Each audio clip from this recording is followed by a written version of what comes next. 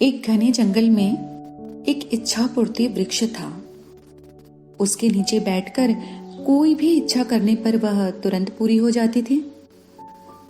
यह बात बहुत कम लोग जानते थे, क्योंकि उस घने जंगल में जाने की कोई हिम्मत ही नहीं करता था। एक बार संयोग से एक थका हुआ व्यापारी उस वृक्ष के नीचे आराम करने के लिए बैठ गया। उसे पता ही नहीं चला कि कब उसकी नींद लग गई। जागते ही उसे बहुत भूख लगी।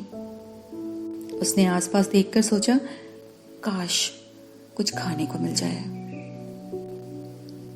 तत्काल स्वादिष्ट पकवानों से भरी थाली हवा में तैरती हुई उसके पास आ गई। व्यापारी ने भर पेट खाना खाया और भूख शांत होने के बाद सोचने लगा, काश कुछ पीने को मिल जाए।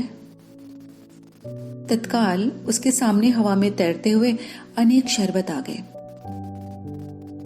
शरबत पीने के बाद वह आराम से बैठकर सोचने लगा, कहीं मैं सपना तो नहीं देख रहा हूं।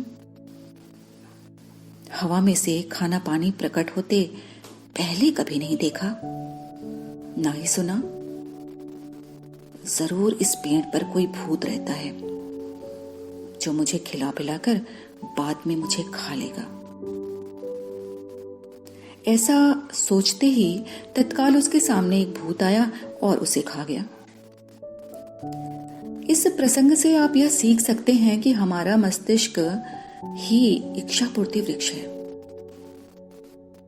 आप जिस चीज की प्रबल कामना करेंगे वह आपको अवश्य मिलेगी। अधिकांश लोगों को जीवन में बुरी चीजें इसलिए मिलती हैं क्योंकि वे बुरी चीजों की ही कामना करते हैं। इंसान ज्यादातर समय सोचता है, कहीं बारिश में भीगने से मैं बीमार ना हो जाऊं, और वह बीमार हो जाता है। इंसान सोचता है मेरी किस्मत ही खराब है, और उसकी किस्मत सचमुच खराब हो जाती है। इस तरह आप देखेंगे कि आपका अवचेतन मन, सबकॉन्शियस माइंड, इच्छा पूर्ति वृक्ष की तरह आपकी इच्छाओं को ईमानदारी से पूर्ण करता है। इसलिए आपको अपने मस्तिष्क में विचारों को सावधानी से प्रवेश करने की अनुमति देनी चाहिए।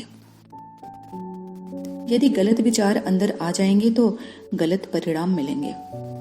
विचारों पर काबू रखना ही अपने जीवन पर काबू रखने का रहस्य है। अपने विचारों से ही आपका जीवन या तो स्वर्ग बनता है या नरक। उनकी बदौलत ही आपका जीवन सुखमय या दुखमय बनता है।